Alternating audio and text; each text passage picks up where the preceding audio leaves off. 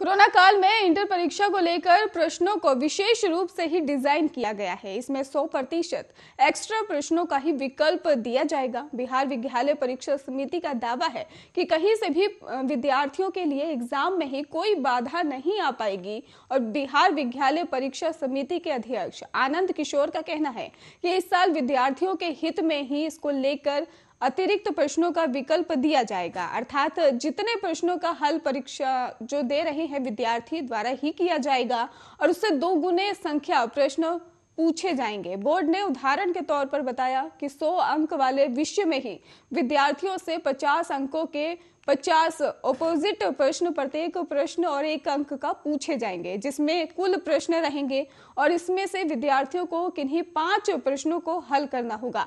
इसी तरह से 2 और 5 अंकों के सब्जेक्टिव प्रश्नों में भी परीक्षार्थियों को ही 100% अतिरिक्त प्रश्नों का विकल्प दिया जाएगा। और बिहार विद्यालय परीक्षा समिति का कहना है कि सैद्धांतिक विषयों की परीक्षा के ही प्रश्न पत्र के 100 सेट कोड बनाए गए हैं और जो ABCDEFGH और J हैं।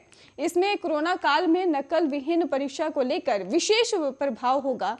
कोड से ही परीक्षा में नकल की संभावना पूरी तरह से कम हो जाएगी और साथ ही मॉनिटरिंग को लेकर भी इस बार विशेष तैयारियां की गई हैं। बिहार विद्यालय परीक्षा समिति के अध्यक्ष आनंद किशोर का कहना है कि परीक्षा के उन सभी विषयों की जिनके सैद्धांतिक परीक्षाओं के ही पूर्णांक 70 और 100 है और के वस्तुनिष्ठ खंड के ही प्रश्नों के उत्तर के लिए दिए गए OMR उत्तर पुस्तिका को ही प्रथम पाली की परीक्षा के दौरान ही सुबह 11 बजे और द्वितीय पाली की परीक्षा के दौरान दोपहर 3:15 पर लिया जाएगा। अर्थात 70 पूर्णांक और 100 पूर्णांक वाले सैद्धांतिक पत्रों की परीक्षा में OMR उत्तर पत्रक और उत्तर पुस्तिका के ही संरक्षण को लेकर भी समय भी निर्धारित कर दिया गया है।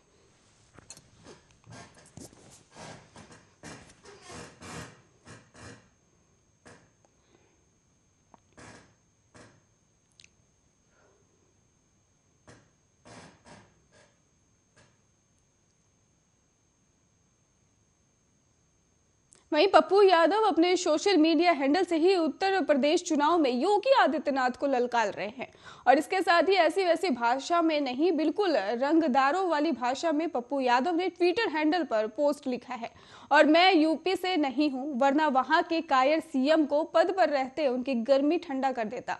यादव ने आगे लिखा है कि ना गरिमा, ना तमीज, ना लोक लाज है, अहंकार टपक रहा है, ये रावण के बाप है।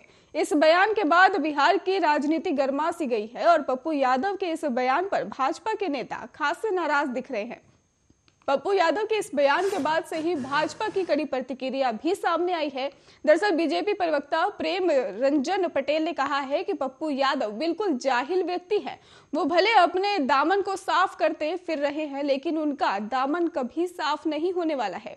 जो उनकी पुरानी छवि है उनके जुबान से आ ही जाती है। और पटेल ने कहा कि योगी आदित्यनाथ यूपी जैसे बड़े राज्य के मुख्यमंत्री है, संवैधानिक पद पर हैं और उनके बारे में इस तरह की भाषा का उपयोग करना ये बताता है कि पप्पू यादव का संस्कार क्या है। और पप्पू यादव को लोग भली भांति जानते हैं, पूरा बिहार उनके चरित्र को जानता है।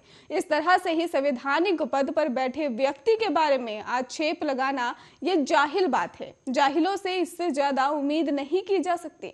वहीं इससे पहले बिहार एनडीए में ही शामिल वीआईपी दल के ही सुप्रीमो मुकेश सहनी ने भी भाजपा पर हमला बोलते हुए कहा कि मोदी योगी जिंदाबाद नहीं कहेंगे, जरूरत पड़ने पर मुर्दाबाद बोलेंगे। दरअसल मुकेश सहनी बिहार विधान परिषद के तहत होने वाले 24 सीटों के चुनाव में शामिल होना चाहते थे और उसमें सीट चाहते थे, लेकिन बीजेपी और जेडीयू ने आपस में सीट का बंटवारा कर लिया। मुकेश सहनी को एक भी सीट नहीं मिली और उसके बाद मुकेश सहनी बगावती रूप में आ गए और लगातार भाजपा के खिलाफ बयानबाजी कर रहे हैं।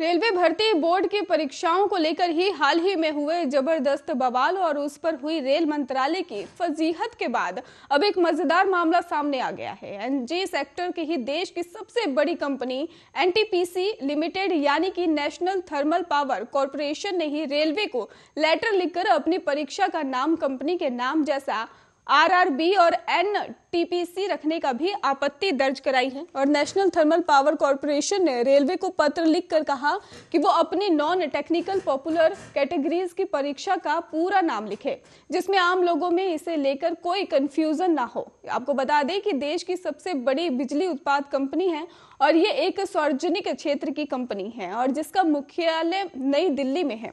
लेकिन आपको ये भी बता दें कि रेलवे भर्ती बोर्ड ने ही अपने नॉन टेक्निकल पॉपुलर कैटेगरीज परीक्षा को एनटीपीसी परीक्षा का नाम दे दिया था और इसके रिजल्ट को लेकर पिछले दिनों ही छात्रों ने जबरदस्त विरोध किया था। और एनटीपीसी लिमिटेड का ही कहना है कि इसके कारण उन्हें बदनामी झेलनी पड़ रही है।